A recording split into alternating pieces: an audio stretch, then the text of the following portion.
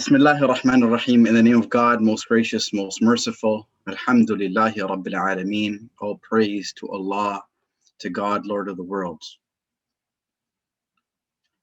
A life story just says, or just doesn't say what has happened.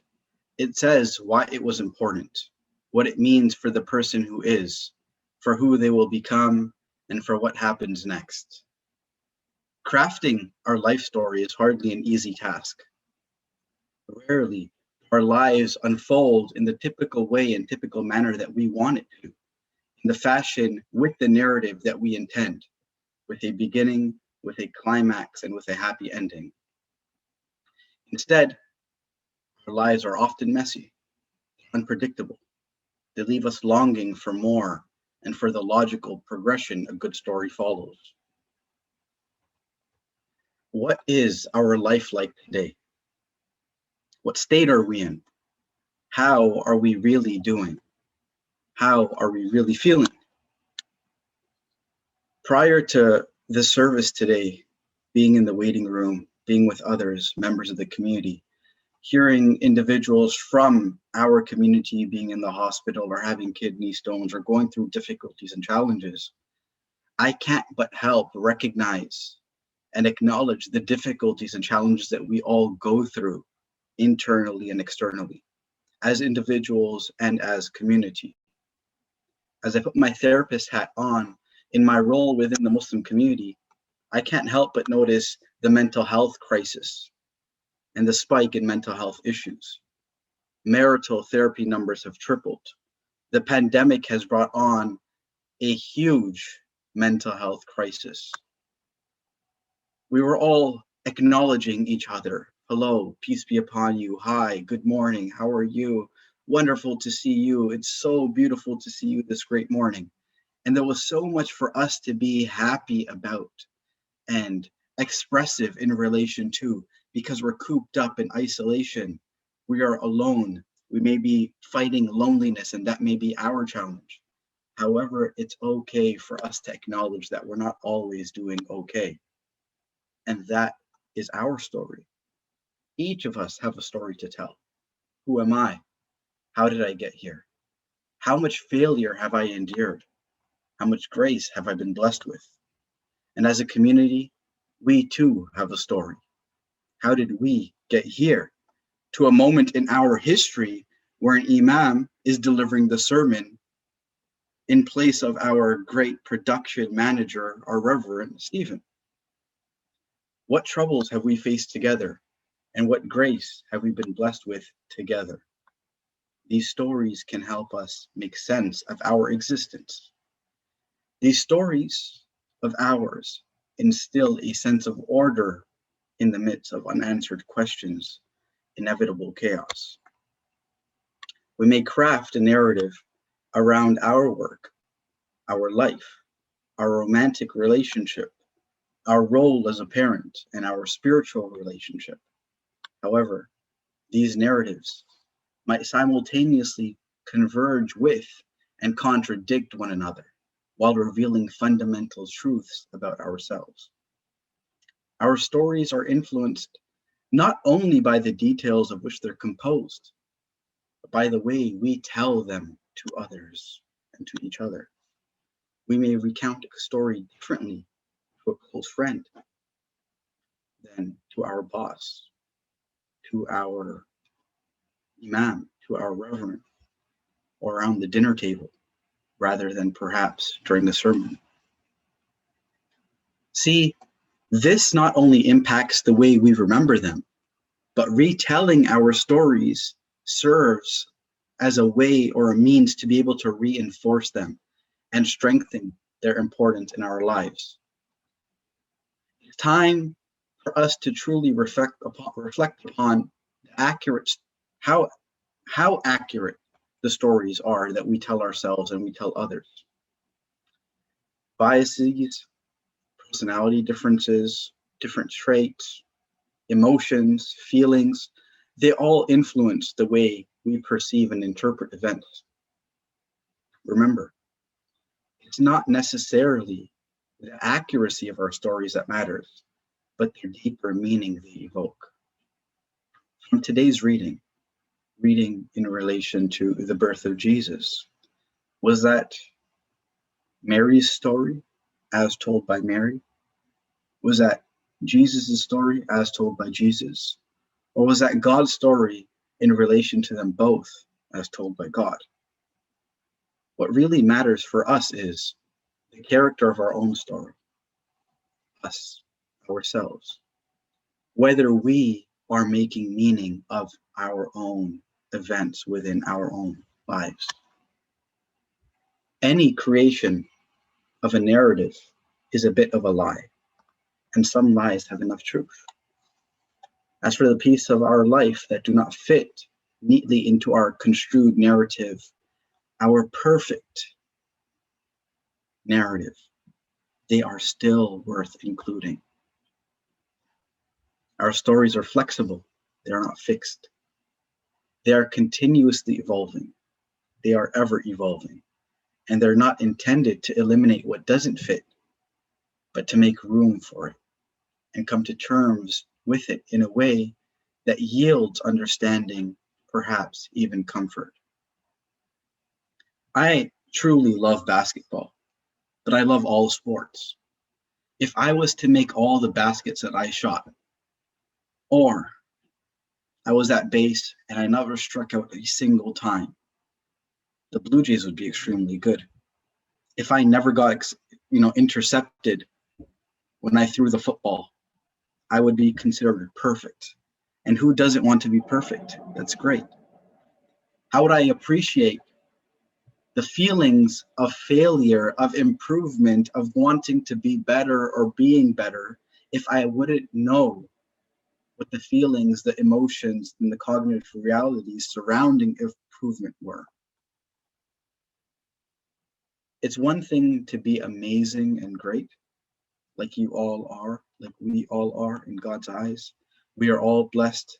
We are all wonderful. We are all amazing. But it's also heartwarming to know that we have made improvements and we are getting better. God says in the Holy Quran, with every difficulty there is ease. However, the satisfaction of ease can only be acknowledged and appreciated through failure. That's a concept many of us are acquainted with. Failure. Failure to meet deadlines. Failure to meet expectations. Failure to be truly content and happy no matter what life throws at us. Failure to stay at home during a pandemic. Failure to uphold the sanctity and beauty of different relationships. However, when we edit the story of our lives, or edit the interpretation of the story of our lives, it has profound benefits. These benefits are for our emotional, our psychological, our spiritual, our social well-being. And at times, the pain that we feel and the suffering that we go through and the need to endure also has profound benefits. The birth pangs drove Mary to the trunk of a palm tree, and she said, "Oh, would that I had died before this and been all forgotten." What state is that? What cognitive and emotional state was Mary in? That extreme state of anxiety in which Mary found herself at that time. She didn't utter words on account of labor pains, but due to the pangs of sorrow, loneliness, isolation. How would she conceal a blessed child from God, from her people? The socio-cultural dynamics of that time, the barriers that we too find ourselves in that are socio-cultural, economic, that we find ourselves in, influence exactly how our story is and how it's told. Feel your pain. Feel your pressure, just as Mary did. Feel as God has enabled you to feel. The Quran says, "Huwa adhaka wa abka." It is God who allows you to laugh and enables you to laugh. And it is God who allows you and enables you to cry. Allow yourself to be expressive of these feelings. Just as Gabriel was present for Mary during her difficult and challenging time. His presence alone was calming and therapeutic. His words of care, of love, of affirmation were endearing to her. We all have an angel within us. We are all angelic in forms. We need to bring that angel forth within ourselves to allow our story to have a chapter of presence for others. How can I incorporate Gabriel into my life, my being, and my story? You know, resilience has been historically difficult to measure, largely because it emerges or fails to do so only in the presence of adversity. If you've been fortunate enough to face few challenges in your life, and I'm sure many of us have had our fair share of challenges and obstacles, it may be difficult to gauge how resilient you are. However, you are resilient. You are amazing. You are loved. You are fighting through this pandemic. You are fighting through the isolation, the loneliness, the difficulties, the challenges, not being able to see grandkids, not being able to see grandparents, not being able to see our loved ones, not being able to be present with them, not having to be someone else's Gabriel, not having to be someone else's divine presence, someone else's love, to be there for the other. You are loved. Sometimes we need help in rewriting our story, and it's never, ever too late. Consider framing your future in the most positive lens. You have a choice in how you interpret your life and how you interpret the decisions that you've made and your circumstances. You can choose to focus on the negative by looking at all that is wrong, by looking at all that which led to pain and more suffering, or which will lead to more pain and more suffering. Or you can choose to look at what's right, to find the gifts or the opportunities, which leads to more potential, more joy, more happiness, and more fulfillment.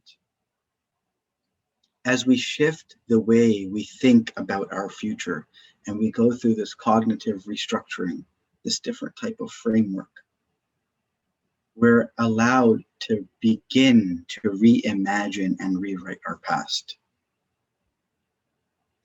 Don't let negative thoughts get to you. Don't let failure take you down. Don't remain on the floor after the wind of calamity has struck you. Pick yourself up and endure. And in doing so, you'll build this type of immunity, emotional resiliency with yourself when faced with future calamities. Allow yourself to be reminded. Be reminded, and we remind each other because reminder is beneficial for all of us. How will I cope later if I can't endure the pain of now? As Mary, she too felt the wind of the calamity strike, and it struck her with news of conceiving a child when no man has touched me. She too went through feelings of isolation and loneliness. How? How is it possible? How is it possible if I've been to myself, with myself, no man has ever touched me? How can I have a child? Denial. Don't worry about it. Don't worry about your child. Your child will be a source of mercy from God, and God will take care of you and your child. That presence that Gabriel gave, the attendance, the presence, the love, the care, the affirmation, allowed her to get past that difficult moment, to look to the future, getting past that difficult news. Noise becomes overwhelming, and we need to silence that noise at times. We develop an overthinking thought pattern. We develop anxiety disorders. But it's important for us to also observe a fast of silence. If I can't speak, who do I have to respond to? Why do I have to overthink if I don't need to respond? Again, The signs and teachings are present through God's grace and wisdom. You may ask yourself, how can we then strengthen our resiliency muscle? It's important for us to be present for each other, to have a loving and caring support system, to be a support system for others, both inside our family and outside our family. One of the most protective factors in building resilience is maintaining a positive view of yourself and others and your surroundings. The ability to manage those intense feelings, being able to problem solve and have effective communication skills, and the capacity to develop realistic plans and see them through. We all have a story within us that is, at times, continually reshaped by our struggles and our victories, our tests and our triumphs. We may not always choose how the plot of our life unfolds, but we can choose whether we see it as a tragedy, or even we see that tragedy as a beginning or an ending. We can choose how we stand up to our villains and make peace with the battles that we feel that we've lost and those that we continue to fight.